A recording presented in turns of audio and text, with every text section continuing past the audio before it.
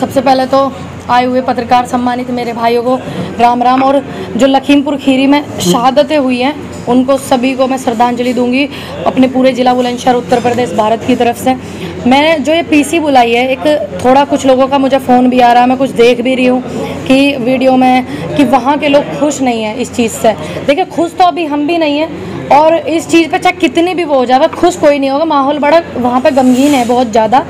तो जो वहाँ पे लखीमपुर खीरी में हुआ, अब उसकी अरेस्टिंग नहीं हुई है, लड़के की अरेस्टिंग नहीं हुई है। अब वो लड़का सूत्रों के भी मैंने न्यूज़ पे देख रही थी कि नेपाल भागने की तैयारी। ठीक है, मान लो तुम अगर वो नेपाल भाग जावे फिर किसे गिरफ्तार करोगे?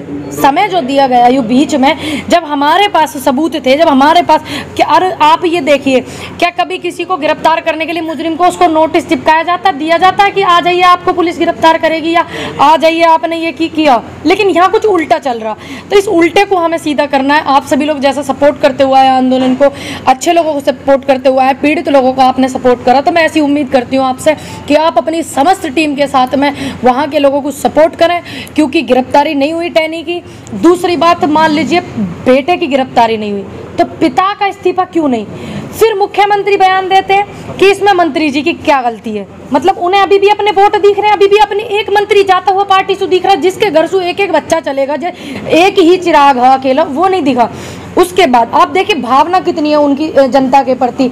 105 किलोमीटर की दूरी पर लखीमपुर खीरी है, वहाँ के दौरे पर प्रधानमंत्री आए हुए थे, मुख्यमंत्री वहीं बैठते हैं सारे जितने भी हैं, ठीक, देश के। अब उन्होंने क्या किया, ये वहाँ पे महोत्सव चल रहा, प्रधानमंत्री जी की इतनी बड़ी बड़ी फोटो हंस के मुस्कुराते हुए प्रधानमंत्री जी निकलते हुए जा रहे।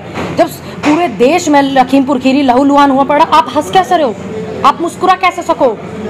दूसरी बात, आपने एक भी क्या इतना कमजोर हो गया इनका आईटी सेल? वैसे तो किसी को बदनाम करने के लिए, किसी को पप्पू बनाने के लिए, किसी को संगी बनाने के लिए फटाक से काम कर रहा है इनका आईटी टीम, आईटी सिस्टम, सारे इनके रिपोर्टर पत्रकार। क्या एक ट्वीट नहीं कर गया उन शहीदों के सम्मान में?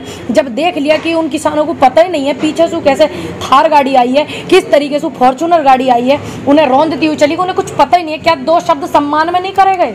क्या मांग है आपकी? मैडम, चीफ मिनिस्टर कह रहे हैं कि वो टूरिस्ट पैलेस बना रखा है आज के ज़माने में। लखीमपुर खीरी को जो नेता है वो टूरिस्ट के हिसाब 2013 में इन्होंने देश को क्या बना रखा, ये पूछ करके आना मुख्यमंत्री जी से। 2013 में जब सिलेंडर ले लेके घूमे इनकी नेता, जो प्याज गले में लटका लटका के बैंकों में जमा करवाते फिर, इन्होंने क्या बना रखा देश को? इसका मतलब जब कोई पीड़ित हो जाएगा, पीड़ित के साथ में पक्ष में सरकार होगी तो साथ कौन देगा?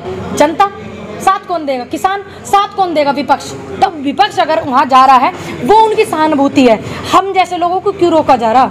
हम जैसे लोगों को क्यों नहीं जाने दिया जा रहा? बागपत में 3000 गाड़ियों के काफिला रोक लिया ऊपर, क्योंकि देखो उसमें बहुत सभी धर्मों के लोग थे, उसमें सिख समुदाय के भी भाई थे, उसमें ब्राह्मण समाज के भी, सनातन धर्म से भी है, और मुझे जानकारी नहीं, जितनी मुझे जानकारी है तो जो सिख समुदाय के थे उनकी पंजाब में रिश्तेदारी, पंजाब से किसान उनके यहाँ दुख में बांटने के लिए, शरीक होने के लिए आ रहा, क्यों नहीं आने दिया भाई?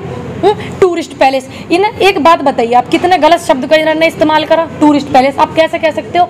आप ये नहीं देख रहे कि वहाँ पे उनके परिवार में मातम छाया हुआ, एक एक चिराग उनके घर के अकेला चला गया, ठीक। उसके बाद आप इन शब्दों का इस्तेमाल करें। मुख्यमंत्री जी के पास इन बातों की समय है, देख लो, टूरिस्ट पैलेस बता, लेकिन ये समय नहीं है कि मैं देश के सभी देशवासियों की तरफ से उनको श्रद्धांजलि अर्पित करूँ, ये समय नहीं है उनके पास। मुख्यमंत्री जी ने कहा कि कोरोना काल में विपक्ष कहाँ था, नेता कहाँ था? अच्छा, ये कहाँ है इनकी बताओ आप।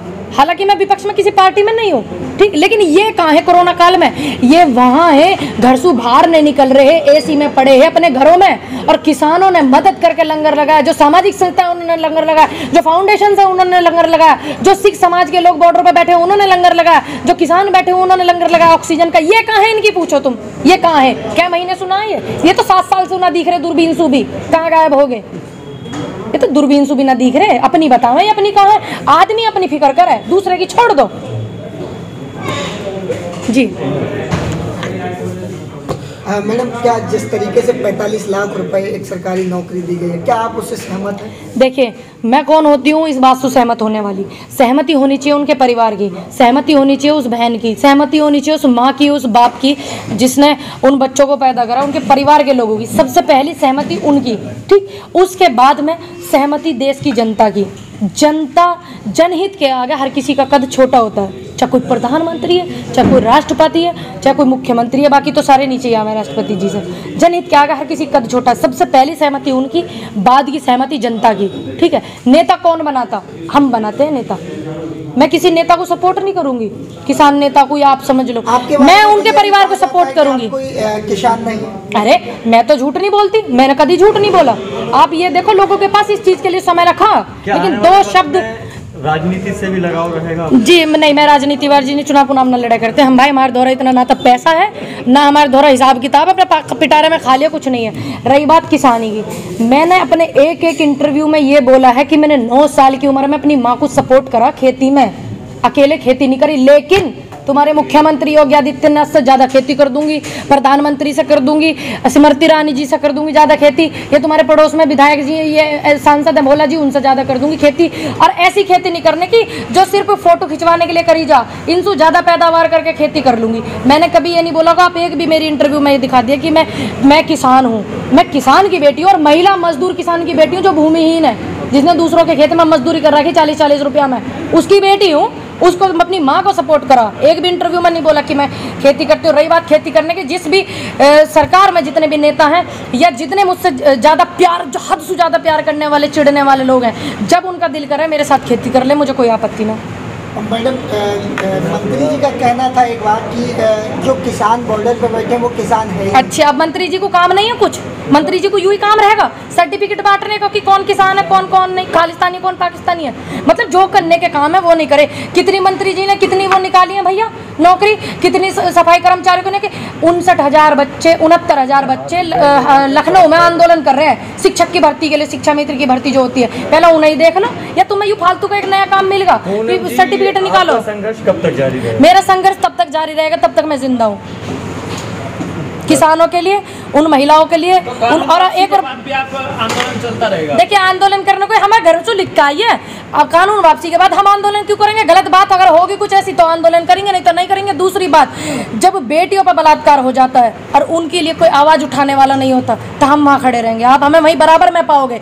और अभी एक दिल्ली में वो हुआ था, इसमें लड़की का नाम था सामिया, प्रोटोकॉल्स है, मैं उनका नाम नहीं ले सकती। हाँ जी, मैं नहीं ले सकती, आप ले सकते। 2022 का चुनाव नजदीक है, आप क्या कहेंगी सरकार के लिए, कैसा विकास किया? वोट देख रहे अपनी। अभी उनको मैं अभी एक जिक्र कर रही थी, आप जिनका नाम ले रहे थे, उनकी मदर का मुझे फ़ोन आया, उन्हें इंसाफ नहीं मिला। मैं जा रही हूँ वहाँ लखीमपुर के बाद में उनको इंसाफ दिलाने के लिए, उस बेटी को, क्योंकि उनकी माँ का फ़ोन आया, वो रो रही थी। रही बात 2022 के चुनाव की, 22 में ये अपनी वो निकाल रहे सम्मान यात्रा, हम भी अपनी किसान यात्रा निकालेंगे। न जाने किस मोड़ पर मुलाकात हो जाए योगी जी से, किस मोड़ पर आशीर्वाद लेना पड़ जाए, देना पड़ जाए, कुछ नहीं पता। अभी तो आपने कहा किसान नहीं है जी? अरे किसान क्यों? किसान की बेटी नहीं हूँ मैं? आपने कहा ना तो मैं किसान नहीं हूँ क्या? मैंने खेती में सपोर्ट नहीं कर रखा अपनी माँ को?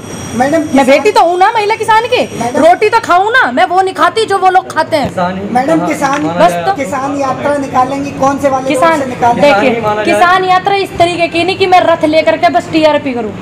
मैं 403 विधानसभाओं का रुख करूंगी, जागरूक अभियान।